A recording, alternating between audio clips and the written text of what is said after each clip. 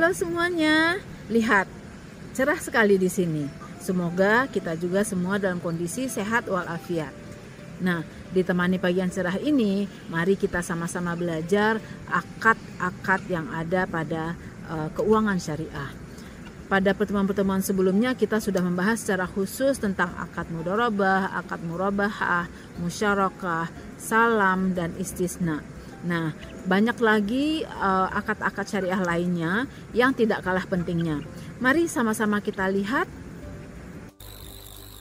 Ada 7 akad yang akan kita bahas pada topik ini. Pembahasan bersifat pengenalan. Pembahasan detail terdapat pada bagian 2 dan bagian 3 pada materi yang sudah disiapkan pada halaman ini. Yang pertama adalah qard atau hutang, yaitu hutang tidak berbunga. Yang kedua adalah wadiah atau titipan, baik berupa uang maupun barang. Kemudian wakalah atau wakil, jadi kita memberikan kuasa kepada orang lain untuk melakukan sesuatu atas nama kita. Yang keempat adalah rahan atau gadai, Anda tentu sudah mengenal gadai, bukan? Yang kelima adalah kafalah atau penjaminan. Yang keenam adalah hawalah atau pengalihan, misalnya pengalihan utang kepada pihak lain. Yang ketujuh, terakhir, adalah sorf atau valuta asing. Mari kita bahas akad yang pertama, yaitu qard atau hutang. Qard adalah pinjaman tanpa imbalan yang mewajibkan peminjam untuk melunasi hutangnya setelah jangka waktu tertentu. Jadi tidak boleh ada imbalan dalam bentuk apapun, baik berupa uang atau bunga, maupun pekerjaan atau jasa, bahkan kenikmatan-kenikmatan lainnya. Yang boleh hanyalah untuk membebankan biaya administrasi, misalnya pada perbankan dibebankan biaya administrasi. Boleh juga memberikan bonus, tetapi tidak diperjanjikan di depan dan tidak diminta oleh pemberi pinjaman. Ada 2 jenis qard. Kedua-duanya tentu saja tidak memberikan bunga atau interest free loan.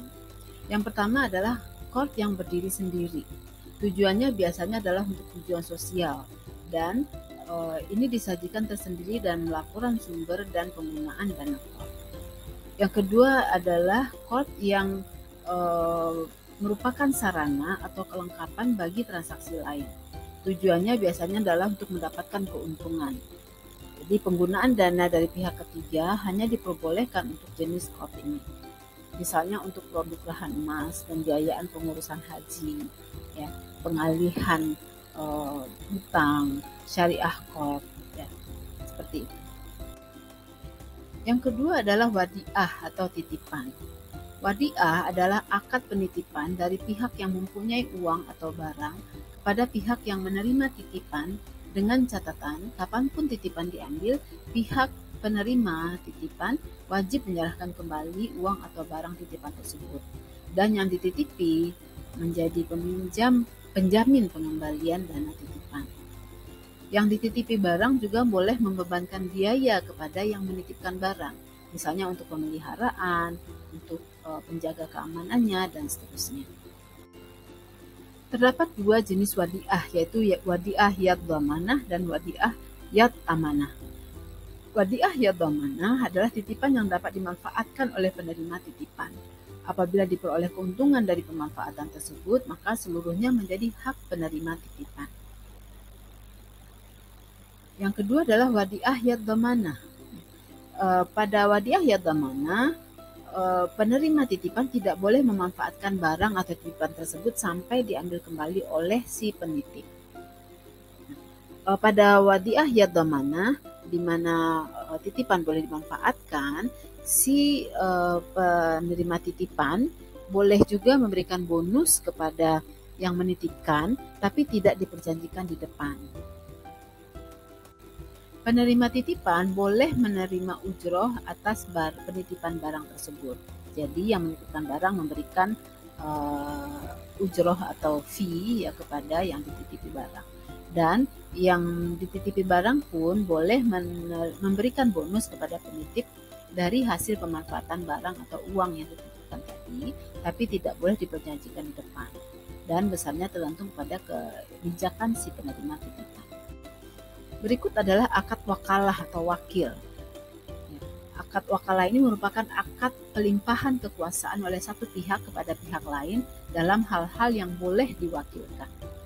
Contohnya adalah letter of credit, transfer, clearing, dan seterusnya. Yang menjadi wakil boleh menerima imbalan dari yang memberikan hak. Rahan atau gadai adalah kegiatan menahan barang sebagai jaminan atas utang atau perjanjian pinjaman dengan jaminan. Nah, barang gadaian baru dapat diserahkan kembali kepada pihak yang berutang apabila utangnya sudah lunas. Perlu dicatat bahwa barang gadaian tidak boleh dipakai oleh si penahan barang atau oleh yang meminjamkan uang karena akan termasuk ke dalam riba. Karena dia mendapatkan kenikmatan atau fasilitas atas sebagai tambahan dari uang yang dipinjamkannya kepada si pemilik.